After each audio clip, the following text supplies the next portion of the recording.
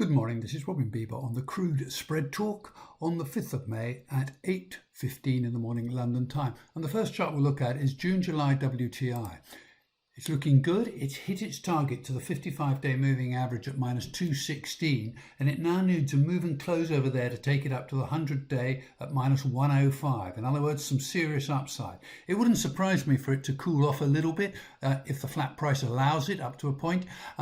And for it to move back to around the minus 285 level, the 5-day moving average. That would represent a cooling off in an uptrend. The 5-day moving average is good support. I'm expecting further upside, but we need to get over this critical 216 level. If you look at the 60-minute chart on this spread, it's looking a little bit toppy, so don't be surprised to see some sort of cooling off during the course of the morning, but I wouldn't expect too much. And moving on to the July-August WTI. Stable over the 34 day at minus 182. This is important. It looks like it's heading up to minus 146, the 50% correction point. If it gets over there, then up to 121. It's quite some way between it and the 5-day moving average, so don't be surprised by a pullback. Maybe it's back even to the 34 day at minus 182, but on balance, it's in good shape, strong, and it could easily get this pullback because look at this 60-minute chart. It's looking a bit toppy. And I would expect it to shed some value over the next few hours. Now looking on to DEC June WTI, looks good over the 5, 8 and 13s, positive stochastic, a little far from the 5-day moving average, which suggests we might get a dip back, but whilst over 280 should make its way to 254, the 21-day moving average. Were it to close over 251, the 34-day moving average, its target would become 189. And just looking over to the left here, a little bit overcooked, but one doesn't want to stand in front of a steam trend, but I would expect there to be some sort of dip in the London morning. And the red deck on WTI, over the short-term moving averages, heading higher to the 34 and 21 around about 410. That's the target. A move and close over 410 will take us to 316. There's upside developing, and this represents a breakout where higher numbers are likely. The 60-minute chart is suggesting that we're in danger of having a dip in the London morning, but as long as one's aware of that and can see that as long as one's aware of that and is warned that a dip is likely in these slightly overcooked conditions. Now moving over to Brent structure. The left-hand chart is July-August. It's making its way up to 111, which is the target. It's the 50% correction point. It's a little bit far from the 5-day moving average, so don't be surprised by a dip.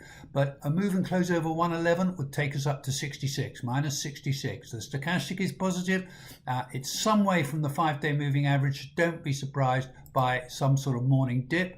And the 60-minute chart is here. Just have a quick look at it. It's a little bit overcooked here, so don't be surprised by a dip in the London morning. The Org-Sat spread has run right up to its 55-day target at minus $1. This is going to be heavy resistance for it. It's a bit overcooked up here, a bit far from the 5-day moving average, so it could easily make its way back to the CP at minus 118. But a move and close over $1, and it's printing that at the moment, will give us a target firstly to 81 and potentially 45. So there's some upside developing whilst it's above all the short-term moving averages and above minus 118, but it needs to get above $1, the 55-day, to give it some oomph to the upside. And the 60-minute chart here is beginning to get a little bit overcooked, so don't be surprised if there's a pullback in the London morning. Looking for structure, the DEC June Brent, pushing higher. It's now above its 34-day moving average, which comes in at minus 263. Over there, and it looks like it's heading for 206. Nice stochastic, positive and mid-range. Overcooked though on the 60-minute chart. Look to the left.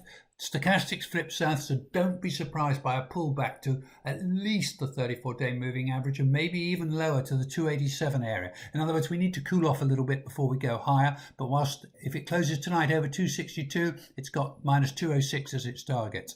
And the red deck on Brent, pushing higher, hit its target to the 34-day at minus 441, positive stochastic. If it can move and close over 441, suggest it indicates a move to minus 347. That may well happen, but look to the left, the 60-minute chart, the stochastic's gone negative. I suspect we're going to see a few hours of a dip back The 5-day gap is too wide. We'll get a dip back, I would suspect, during the course of the morning for it to cool down, and then later, if it moves and closes over 441, a target to 347. That's all on the spread talk today. Good luck, good trading, and bon appetit.